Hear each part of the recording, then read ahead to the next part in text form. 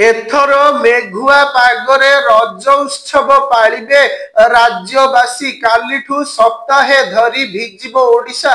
पुणी मौसुमी सक्रिय हेबा नै आकलन करिछि पाणीपाग केन्द्र। किछि दिन खरा गरम तातीरे लोके हंतसंत हेउथिबा बेले एबे त्राही मिलिब। राज्यर विभिन्न जिला मानकरे हालुकारु मध्यम धरणर वर्षा हेबा नै आकलन करा जायथिबा बेले आगामी 24 घंटा जाए किंतु राज्यर उपकूलवर्ती जिला मानकरे गुळुगुळी रहिबो। हेले 24 घंटा परे गुळुगुळीरु मिलिबो मुक्ति। वर्षा नै मयूरभंज, केन्दुझर, बालेश्वर, भद्रक, अनुगुल जिला पई ऑरेंज अलर्ट और जाजपुर, केन्द्रापड़ा, जगतसिंहपुर, खोर्धा सहित अन्य जिला को येलो अलर्ट जारी करिछि विभाग। सही समय रे 30 रु 40 किलोमीटर बेगरे पवन बहिबा सहित बिजुली घड़घड़ी जनित वर्षा हेबार संभावना रहिछि। तेबे काली परठू राज्य रे पुणी मौसुमी सक्रिय हेबो बोली सूचना देइछंती पाणीपाग विशेषज्ञ।